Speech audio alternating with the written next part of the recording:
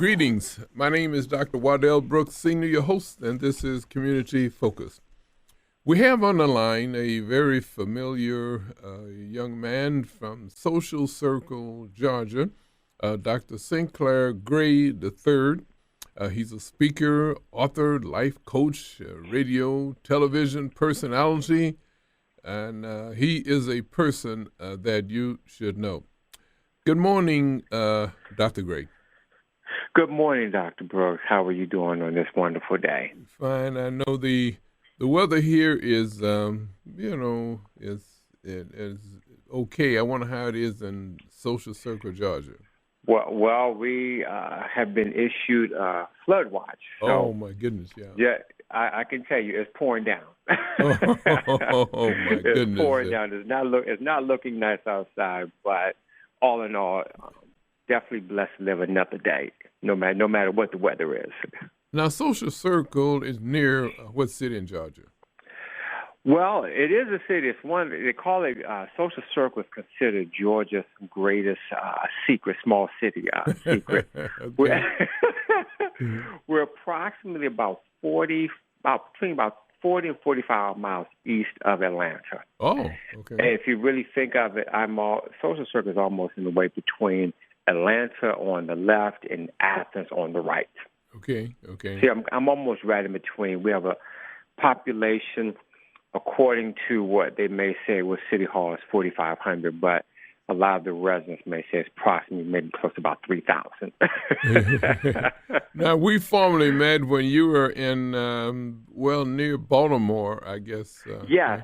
When I was in Mount Rainier, Maryland, pretty much right on the line of Washington, D.C., about 30 miles from Baltimore. Mm-hmm. We really appreciate you coming down for the telethon with Joe Marie Payton was the host there. Did a great job. Oh, most definitely. Yeah. Most definitely had a wonderful, wonderful time. Definitely always for a great cause. The work that you and your wife are doing definitely speaks volumes. So the pleasure was all mine. Thank you. Well, we only have a limited time, so I'm going to get right to some pertinent questions here. Okay. Topics, rather. But why African American male teachers are needed in small rural areas? Well, one of the reasons I wrote the article is because in the rural areas such as where I'm living right now, Social Circle, the black population, we have black families. Okay. However, our black teachers are not as seen within the school system, not just in the primary, elementary school, but also in high schools. Oftentimes, we have to look at it from an economic perspective. The draw for African American teachers to come back to small rural areas is not as great. Once we have to look at the economics. Mm-hmm. Two, we also have to look at possible recruiting. So one of the things that when I wrote the article, why African American male teachers are needed in rural areas, is one, we need to have our kids, in this case, our African American children, to see, to touch, to hear, to experience an African American male teacher, to let them know that they can be all that they are called to be. Oftentimes in rural areas, many people have this mindset that I can't leave my rural area. I can't really explore the world.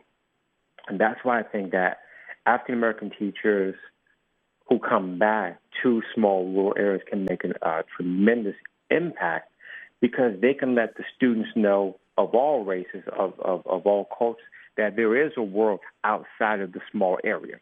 Mm-hmm. Being in the area that I'm in right now, I find that there are a lot of parents and a lot of students, they haven't even left the area. They pretty much go 10 miles to the left, 10 miles to the right. Mm-hmm. And because of that, their mind is not willing to explore, mm-hmm. to not just Atlanta, but different places like Chicago, different places like Wisconsin, different places, Washington, D.C. So they have to start thinking. And I think that African-American male teachers who come back into the rural areas can definitely make an impact, because, once again, if you have all these African-American boys and girls sitting down and, not to play the race card, but if all they're seeing are white teachers, white female teachers, a few white male teachers, they don't see anybody that looks like them, that's going to be able to represent them and to give them hope.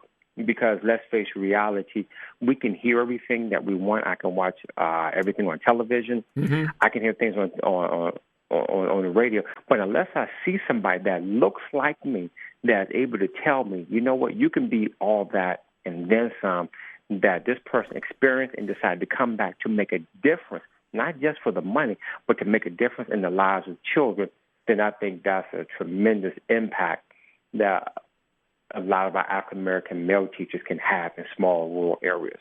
Well, we have a great thing that's happening in Lake County here, Friday, November 13, 2015. Okay. We have a guest speaker who is Karen Jordan of ABC Channel 7. She's a news anchor and a reporter. Okay. Now, her father is on another TV station here, Channel 9. Wow. and also I think it's her brother that's also a news reporter. And they all are coming together here and to show Lake County. That'll be a great impact here. Here is someone from the anchor person from they see every night on Channel 7 coming ahead to be the speaker. And she's coming without charge too. She says she want to make her contribution. Yeah, that's great because you never know the impact individuals like that can make on people in the community. Mm-hmm. Because I don't know about everybody, but I just see people on TV growing up, and when I saw them in person, something in my stomach, butterflies in my stomach, like, oh my gosh, this person! Right. I'm actually to see this person, and if I was able to shake their hand or just hear a word from them, it was like, oh my gosh, that kind of like made my day. Right. They're like a superstar. and it may cause the youngsters want to inquire on how can I get involved in. Exactly. So I agree because you see somebody that you see every day, mm-hmm. and now you're able to not just see them, not just on the television, but now you're able to see them in person, and then it goes a step further when you're able to talk with them and they're able to talk with you.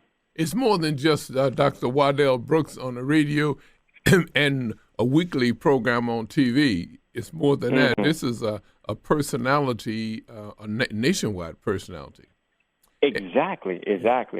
And you never know what type of impact or effect it may have on anyone, any child, or even any adult.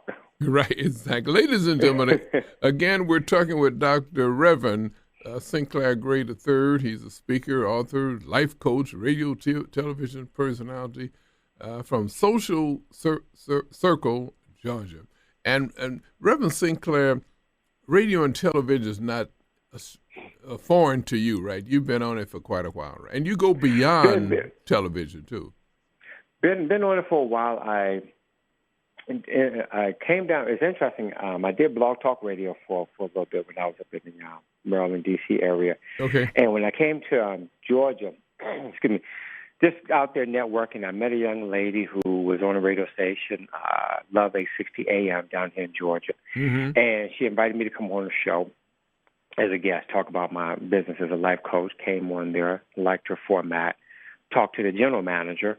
The general manager said, great, let's go ahead and have your own show. Mm-hmm. I said, okay, great. So had my own show. Then all of a sudden got a whole new following, mm-hmm. pretty good sponsors. So, kind of got thrown into that.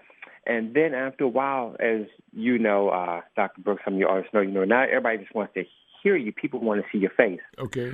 So took a different twist. I met another production company. I was invited to come on their show through a friend of mine, talk about Black entrepreneurship. Mm-hmm. And we started to talk. And they said, well, you know what? We like you. Have you ever thought about having your show? We can produce your show. Mm-hmm. Okay, great. So I left 860 because everything, when you do on certain shows, you have to get sponsors. So it's almost like having your own business. They didn't hire me. Okay. I took out airtime on their show. Okay. So going, still in the same format, but this time not only do I get the voice, but people are able to see me on different networks, more preferably on my website. We upload the shows on my website, sinclairgrey.org. Mm-hmm. But what I've discovered, that is able to help out my guests because when I bring guests from the business community, entrepreneurs, compared to when I was doing Love 860. Love 860, people were just able to hear their voice. But now this is great marketing and great advertising, not just for me, but more importantly for my clients. Because now when I'm telling people, hey, when you come on the show, not only will they be able to hear your voice, but they'll be able to see your face. And now that adds a whole lot of credibility to not only what I'm doing, but also to my guests, because they can take the information, put it on their website, take the information and share it with their family, friends, co-workers, and clients. And now people can just look. We're living in a world today whereby people are so visual. They want to see something. Right. So now they can see this. So this has been a new adventure. I'm enjoying it. It's definitely challenging because, almost every week you have to come up with something new. You have to keep it exciting. You got to find the guests. And you have to make people feel comfortable. I'm sure you know Dr. Brooks, as well as any of the listeners who have ever been any type of on television and radio. There's always some nerves. How am I going to do? Especially when we tell people, look, there's no takes. We're live. There's no, oops, I forgot to say something. No, we are live. Right. For 30 minutes, we're straight live. Thank you. No dead time. It's no notes. I've had people say, well, I want to read some notes. No, we're not reading any notes. We're live. People are seeing your face. This is, when I was on 860, it was great. You can have all the notes you want. That's radio. Right. No one is watching you. But now when we incorporate television, now it's to the point like, oh my goodness. No, we're not having any books around. People have to see you, so you have to dress appropriate. You have to know what you're saying. You have to articulate your words and get the message across as clear and as concise as possible, so that people want to do business with you. Right. Well, what about another Black Lives Matter? What is your take on that? That's a very interesting thing, because I always think Black lives always matter. I think it's a shame that we had to wait for the killing of Trayvon Martin and all of these our brothers and sisters who were their lives were cut short, and now we have Black Lives Matter. That's the whole movement. When I think that every day we should have been talking about Black Lives Matter, and I'm not trying to start any trouble, but it troubles me, Dr. Brooks, that we have this Black Lives Matter movement when killings of our brothers and our sisters are done by police and or people that don't look like us. Now we want to shout Black Lives Matter. Well, everyday Black Lives Matter. We should have been talking about Black Lives Matter 10 years ago, 15 years ago, when there's black on black crime. Every day is always Black Lives Matter. And, of course, all lives matter when we really look at it like that. What we as black folks, we've taken pain. We've buried too many of our brothers and sisters. My only question is not degrading or diminishing or devaluing the Black Lives Matter movement. My only question is, how come we weren't raising this much HELL when black-on-black crime happens, when gang violence happens? We worry so much, when our children get shot, we worry about something. But when adults shoot one another, then we don't have a problem with it, or we become numb to the situation. Right. Every day we should be on the streets. Every day we ought to be in our schools. We should be talking to our politicians, talking to everybody that we can. That says every day we ought to end violence. Period. Across the line, no matter what color that person is, no matter their religion, no matter their ethnicity or orientation, all lives matter in that sense. So, Black Lives Matter is important. I don't want to push it to the side, but what would have made it a little bit much more, valued if for the sake of not a great word in this case, is that we should be doing that every day when there's black on black crime. Very good. Black lives do matter. Right. We talk about the lack of African American male teachers and how they're needed in small rural areas. And as a matter of fact, we need in Lake County. Lake County is approximately 750,000 people, and we have predominantly of black students in, let's say, like Waukegan, North Chicago, Zion, but very few teachers, period, you know. And Wow. we just, it just bothers me that we have all majority white teachers and a majority black students. So, and It's troubling because you have to ask yourself from the school board perspective, mm-hmm. what's the school board saying? Okay. And once again, many people will go back and say they will use the cliche, let's not talk about race. Yeah. But something has to happen because if you have a predominant black student population, but yet you don't even have a percentage of black teachers, that's a problem. Okay, right. Because I promise you this: if you have a predominantly white student population, I promise you would not have a predominantly black student population. Okay, exactly. White parents would not have it.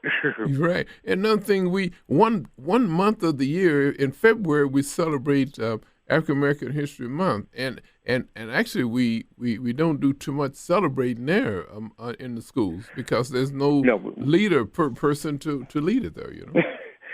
And it's once again we all know the shortest month of the year, February, Black History Month, and then we kind of deal with the same things. We kind of deal with the same. Reverend Dr. Martin Luther King Jr., the Carter G. Woodson. We deal with almost pretty much the same African American heroes and sheroes, and we deal with everything from slavery to the present. Okay. But we never deal with things pre-slavery.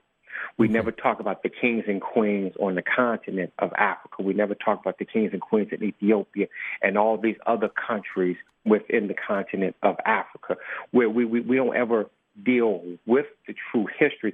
For some reason, schools and people in general, when we talk about Black history, we always talk about from slavery to the present. Mm-hmm. We hear the same story. We hear about the Rosa Parks. We hear, Malcolm X. We hear so many, and it's not to diminish them, but we don't deal enough with history. We spend a lot of time talking about Rosa Parks, but we don't talk about Claudette Copeland, because many people realize before there was a Rosa Parks, there was a Claudette Copeland who at the age of 15 was kicked off a bus. And because they did not talk about her on the same level as Rosa Parks, because this was a young lady who was dark-skinned and who was pregnant with child. So it looks bad for the NAACP to represent someone like this. So here comes Rosa Parks, who is a part of the NAACP, very well-spoken, educated. So we'll use her and ride on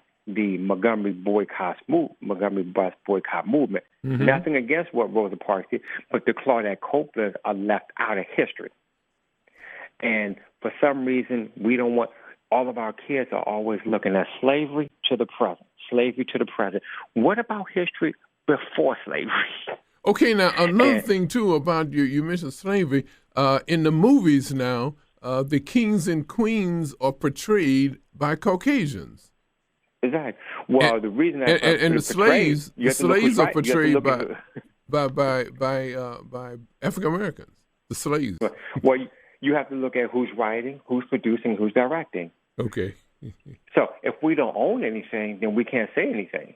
Okay. I mean that's the sad thing about it is that it's not good for Hollywood. Hollywood doesn't want to show us so much. I mean, we can look at, I forgot what movie that shows that the Egyptians were white, blonde hair, blue eyes. Well, wait a minute. Egyptians were black, were people of color. Exactly. But we don't want to talk about history. And then what we say, Dr. Brooks, many people say, well, how come why do we have to put race in the matter?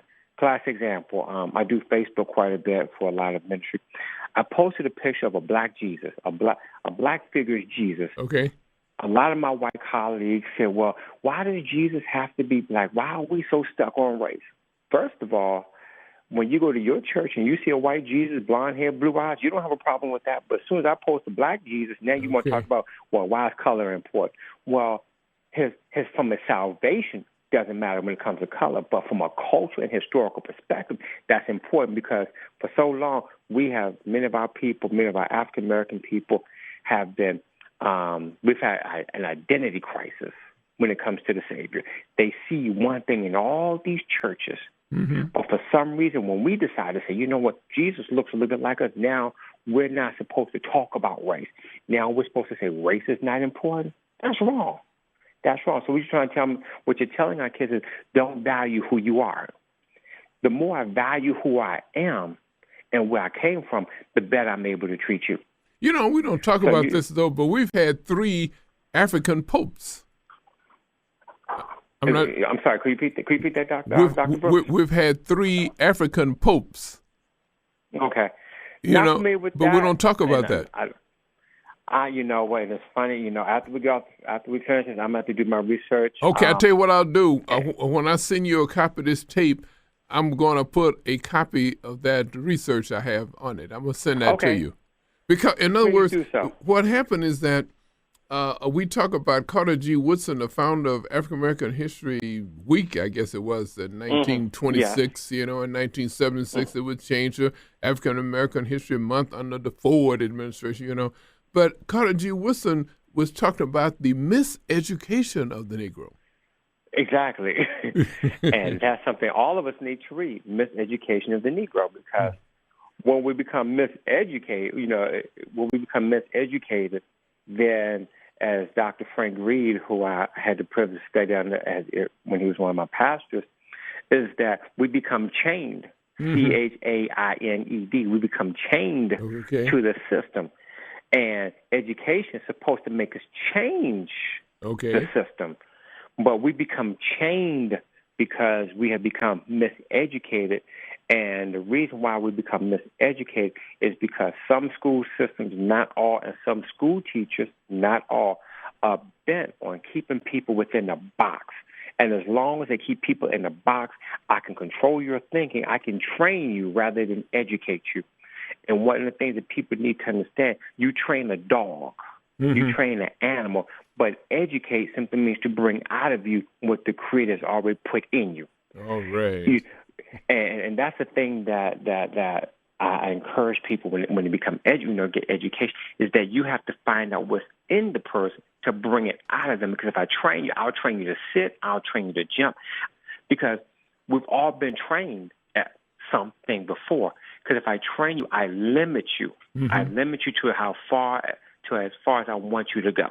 Okay, and the President of the United States, President Barack Obama, is pushing a program called Ban the Box program. What do you think about that?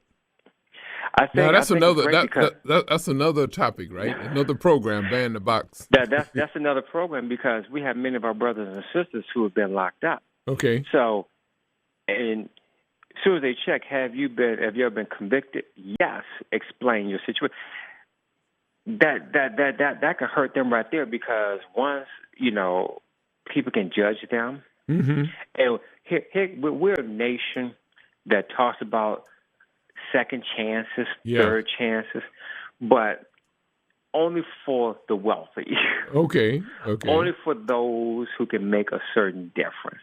You get, I tell people, you get somebody who's been out there, who's been locked up for maybe domestic violence, locked up for drug possession.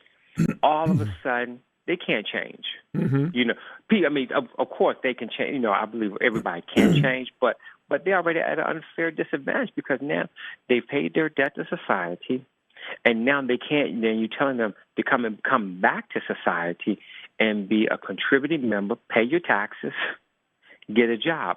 And then they're looking at you and say, well, how can I get a job? Because every time I check, yes, I've been incarcerated, yes, I've been locked up, you're automatically judging me. And because you judge me, I can't get a job. So guess what? So now this person may resort back to criminal behavior to support his family or her family. So it's almost, we have to get past it. That's one reason I tell a lot of people who have been incarcerated, you know what, don't try to go work in the system. Why don't you start your own business? So therefore, you don't have to worry about checking the box, because you are your business. We have people, the majority of people in this country are saying President Clinton was one of the greatest presidents, and then they're saying that President Obama is one of the worst presidents, or the worst president. But they don't realize that President Clinton issued an order that three strikes and you're out. and where President Yeah. Obama is saying ban the box and let's give them a second chance. Because, drugs and alcohol and all this type of thing, and they shouldn't be incarcerated for that. They should be rehabilitated. Exactly. I So mean, that's once the again, difference. black folks walking around here talking about, black, you've heard of Dr. Brooks, Bill Clinton, on the slang, was our first black president. Yeah. That sounds stupid. That's an insult because number one, he's not black. Just Right. because he may have he did some things for black folks. Okay, great. He's not black. He's white. He grab a saxophone and play. Right, grab a saxophone, had extramarital affairs, smoke weed, all of a sudden now he's black. What are you saying about the black culture? Because I promise you one thing, you would not get folks say, that's how tell a black person he's our first white person doing this. Okay. You're not gonna hear that. And people need to understand under President Clinton, more people got incarcerated. More people of color got incarcerated than at any other term for any presidency. Oh, but yeah, he's the first black president. Right. And of course, he made a mistake. Comes out and says, oh, you know what? Well, we made a mistake. What we did was wrong. Oh, no problem. You just slap him give him a little pat on the back and say, okay, Bill, we forgive you. Well, but yeah, people still call him the first black president, which is stupid. Well, since you mentioned that, the first black president was John Hanson, Exactly. Hanson. Are you familiar with him? Familiar with that. And for the listeners, you got to understand how he was voted in. The Articles of Confederation, that he was that was the document. Now, President Washington was the first president under the ratified Constitution of the United States, but John Hanson was the first one on the Articles of Confederation. Exactly. But we don't emphasize that. We don't. I'm going to send you a copy of that too. Most definitely. I'm going to put that in the package. That's what needs to be taught in our history classes, Dr. Brooks. But most teachers don't know that. Right. Or if they do know it, they keep some of our founding fathers. Okay. And right. We keep worrying about the founding fathers, but we don't talk about history. What happened before the founding fathers? For me, I don't call them the founding fathers. But no one talks about the significance of blacks and what they did in this world before Washington, Jefferson, Hamilton, and all of them. Well, looks like we're going to have to do a part 2. And yes, what sir. we do is we get his story and not history. Exactly. Well, it's a lot other. We run out of time here now, but I want to do a program on the relevancy of the NAACP and about boycotting and demonstration and Million Man March. And boy, we got a lot to talk about. And this is the first opportunity that probably Lake County, which is 750,000 people, have a chance to listen to this approach. Excellent. Well, I definitely appreciate, definitely count me in. I'm definitely, anything that you do, Dr. Brooks, you can always count me in. I'm always here for you. Thank you very much. And I'll, off the air, then we'll get a copy of your address. Make sure, because you got a different address now. Okay. Ladies and gentlemen, we've been talking with Dr. Sinclair Grey III, speaker, author, life coach, radio, television personality from Social Circle, Georgia. This has been Community Focus. My name is Dr. Waddell Brooks Sr., your host.